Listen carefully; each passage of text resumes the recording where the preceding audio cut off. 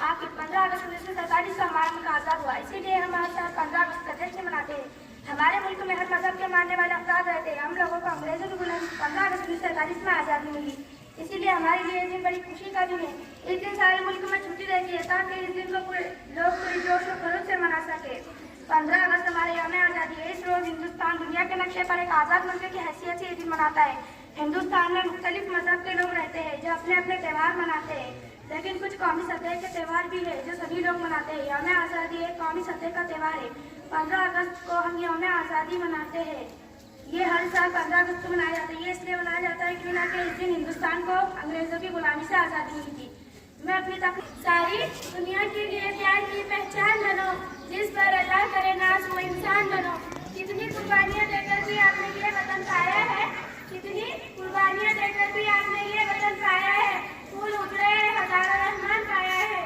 15 अगस्त हिंदुस्तान की आज़ादी का दिन है। 15 अगस्त 1947 में हमारा मुल्क अंग्रेजों की गुलामी से आज़ाद हुआ। 15 अगस्त हिंदुस्तान का कौमी त्यौहार है। 15 अगस्त हिंदुस्तान के वज़ीर आज़म लाल किले पर झंडा फहराया जाता है। 15 अगस्त पर झंडा फहराने के बाद कौमी तराना गाया जाता है। स्कूलों में झंडा फहराया जाता है। इस दिन हमारे मुल्क के लोग शहीदों की कुर्बानियों को याद करते हैं। इस दिन लोग एक दूसरे को आज़ादी की मुबारकबाद देते हैं। आज़ादी का दिन हमारी लिहाज में फख्र का दिन करवाया। हमारी माँ बहनों पर सितम बेताज फरमाया। कभी बहनों ने देकर भाई फिर आबाद करवाया। लहू बेटों का देकर माँ ने आज़ाद करवाया। सभी का जिस पे है बलिदान हमारा देश भारत है। हमारी आन हमारी शान हमारा देश भारत है। सभी अहले वतन की जान हमारा देश भारत है। करोड़ों में मुहिब्बाने वतन अपने नजर आए। जमीन कर्ज मांगा तो कटा कर अब नजर आए। कभी मैदान घुसकर हम ईमान रखते हैं, लेकिन मंजिल मकसूदा में हम ईमान रखते हैं। हम अपनी रहनुमाई के लिए कुरान रखते हैं। वफादारी वतन से हो यही कुरान कहता है। वफादारी वतन से हो यही कुरान कहता है। हम अपने दिल के हर गोशे में हिंदुस्तान रखते हैं। जब आँख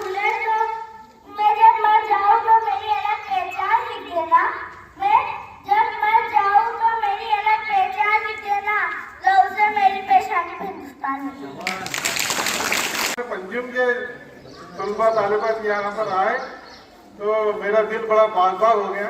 उन्होंने जो है लड़कों ने भी और लड़कियों ने भी इसमें हिस्सा लिया। वैसे तो फिरोज करने की मेहनत है ये कि उन्होंने जो है इसको तैयार किया, वरना छोटे बच्चे जो है तो बड़े मुश्किल से तैयार होते हैं। चाहिए जो था कि 10वीं के उमर में उमर फारूक ने जो है इंग्लिश में तकरीर की, बाकी ने एक ने भी नहीं किया।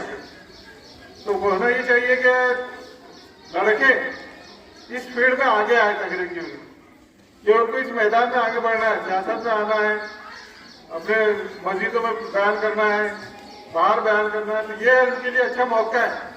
तो मैं अब इससे उम्मीद करूंगा कि आइंदा जो भी प्रोग्राम है तो ज्यादा से ज्यादा लड़के इसमें हिस्सा ले। लड़कों को चाहिए कि उसमें हिस्सा ले, चाहे 2 मिनट का क्यों ना हो, लेकिन यहाँ की तकरीर करें। इतना ही कह के मैं अपने सदर साहब की आज के जो जलसे के सदर थे उनकी इजाजत से इस प्रोग्राम को खत्म करता है।